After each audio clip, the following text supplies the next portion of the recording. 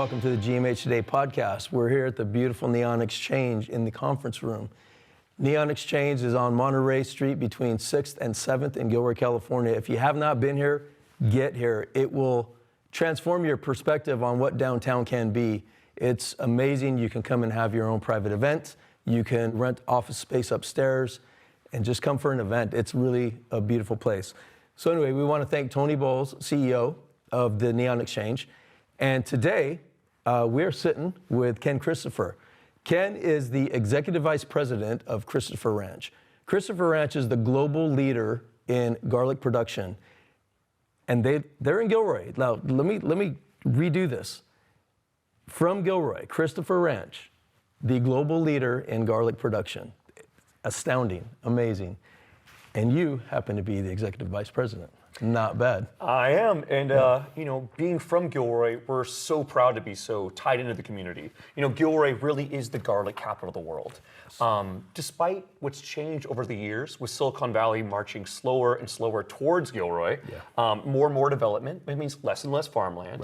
Right. It is unfortunate that we don't grow most of our garlic here, but all of our garlic is grown within California, and every single one of our 100 million pounds all come home to Gilroy.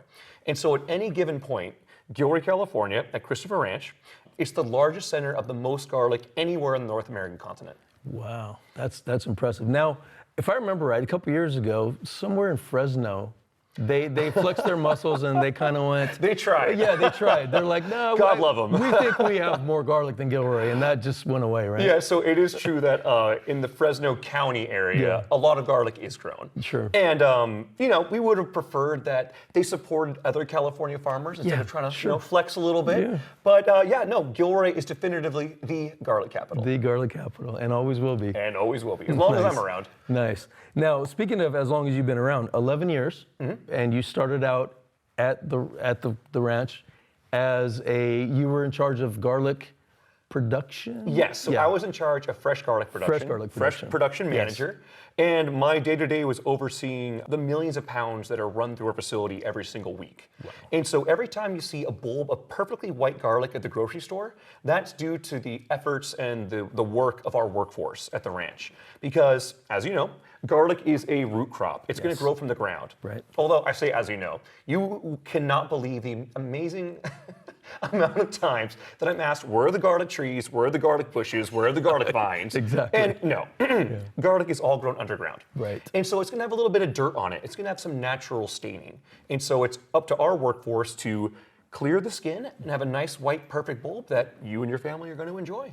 It's amazing to see your fresh garlic in stores now, where you frequent, like LJB, Nob Hill, wherever your garlic is. And when you look at your garlic, it glows. It just shines and glows. And to think that it is a bulb, a root. And it's certainly a point of pride. I mean, when we started the company back in 1956, when my grandfather did, all we did was fresh garlic. And since the 1950s, we've really expanded. Yeah. So now we're doing fresh garlic, peeled garlic, crushed garlic, chopped garlic, pickled garlic, roasted garlic, you name it. There's over 200 line items now that we sell nationwide. And so I can go into any grocery store across the country, walk into their fresh produce department and find my family's legacy. Wow. And that's something that I'm really, really proud of. It's something that I think my grandfather could never have dreamed of. Yeah, wow, fantastic. So now speaking of that, third generation leader of Christopher Ranch, what's that like? It can be complicated, but it has been wonderful. When I started 11 years ago, there was my grandfather, my father, and myself, all in senior positions in the company. And I got to learn the best of what they knew. I got to learn the best of what my grandfather started off with, kind of being the pioneer and getting that kind of, that spirit, that, that can-do spirit. Yeah. And also a grounding, I would imagine, right? I mean, just a beautiful, solid grounding. Exactly. Yeah. And then from my father, I learned more about how to better run a business, a little bit more finessed. My grandfather never graduated college. My dad went to Stanford, graduated with economics, and I got my master's. So it's like with every generation, we have to step up one more level in order to compete. Right. But as a family and as a team, we've been very successful. Yeah. There's a beauty to heritage and taking on the business as a second, third generation. I don't know if you feel this way, but I always look at it as you have the opportunity to stand on the shoulders of everyone who came before you. Right. And that's a huge responsibility, but it's also a huge honor. So expand on that a little bit if you would. Yeah, they're standing on the shoulders of the past and having that inherited, it's a gift to be able to draw from that. Yeah. But at the same time, it's also critical that we're always looking forward to the future. Yes. And that's where my job comes in, is to be faster than the competition, smarter than the competition, and stay ahead. Because unlike some other major farms in America, we're a family-owned unit. We're not beholden to any corporate overlords. We do what's right by our family and by our employees and by our community. Wow. And through that, I'm given the ability to do good within our community through our brand new foundation, the Christopher Foundation, which came about during COVID. And so it's been nice that during times of such trial and tribulation, we've been able to form something that can make an impact. Yeah. And when it comes to kids and education, that's our heart. Right. On that note, you are an author. I am, yes. Tell me what's going on there. So we talked about how kids and education are at the forefront of our mission. Yeah. And I met with my team, and we talked about what more can we do to make an effort. And we thought about how there are so many kids within our community that have had the worst year and a half. Yeah. Especially young ones. They're stuck at home, they're in first and second grade, socialization's going right off the cliff, and they might not feel like, I don't know, they're valued or just different. Something's off. Somehow their childhood just got put on hold. Exactly. Yeah. And so we wanted to create something just for them, just for the kids of our community. And so we thought about it, and it turns out one of the more exciting groups we work with is actually the Monterey Zoo over in Salinas, California. And they had 3 huge African elephants that were retired from the entertainment industry.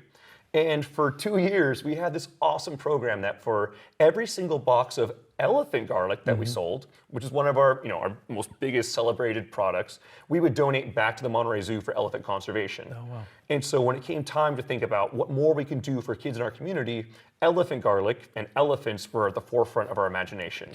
And it was within 1 day, we managed to storyboard the whole thing, narrate the whole thing, script everything out. We worked with Articulate Solutions based here in Gilroy, and actually think they have space here at the Neon Exchange. I believe they do, upstairs, yeah. And so their team worked with me to really bring my vision to light.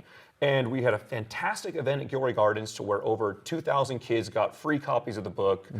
And we're looking forward to this fall to when Elephant Garlic Halloween edition comes out. Nice. So it's a brand new story all about one little elephant's ability to believe in himself. I love it. Specifically for the kids from Gilroy. I don't know many kids who don't like elephants or Right? elephant They're stories, pretty fun. right? Yeah. And your book, it's illustrated so beautifully, and what a great job. And now, so book number 2 is in production currently, or is being printed? It's being printed now. Okay. It'll be at the ranch by 2 weeks, 3 weeks. Nice. Yeah. So it's dropping soon. It's dropping soon. And so we're going to have a big event at Gilroy Gardens again. This time we're going to pump it up a little bit and do a big digital LCD screen behind me with minor animation of all the shots, and really try to bring our story more to life for the kids at Gilroy. Beautiful, yeah. Sounds good. I can imagine the visuals. So, and speaking of that, your first book, Elephant Garlic, you did a reading out there when you gave out the 2,000 books it was over a weekend, I believe? 2 weekends. 2 weekends. How'd the reading go? You're out there, you're on stage, and you're basically animating as you're telling the story? It was fun. So growing up, I did a lot of local community theater here in Gilroy. And so I've always loved being like a big ham on stage and performing for a crowd. And so it's been a long time since I've been mic'd up and presenting to a crowd, but it was a bit of like diving back into the past. It was fun. Nice. I thoroughly enjoyed it. The kids thoroughly enjoyed it. Did a lot of book signings immediately afterwards. And just the faces of the kids and the gratitude of the parents really showed us that we did something good. You hit something. Yeah, You hit we something did. solid right there. Yeah. Yeah. That's great. That's great. So plans for books beyond Halloween? There are. There are other holidays. Yep, there are other holidays. So it's going to be Elephant Garlic Christmas, Elephant Garlic Thanksgiving, Elephant Garlic St. Patty's Day? St. Patty's Day, Spring Break. Spring break. Yes. I could picture No, that but one. I think the next one we're looking forward to will probably be Garlic Festival themed. Nice. And so I'll be working with the Garlic Festival to see what's the most appropriate way of reimagining what that could look like. Sure. And we're going to get into that a little bit more in our next segment. For right now, we're going to take a break in the action, and we'll be right back. We're with Ken Christopher, Executive Vice President of Christopher Ranch Garlic in Gilroy, the global leader in garlic production. We'll be right back.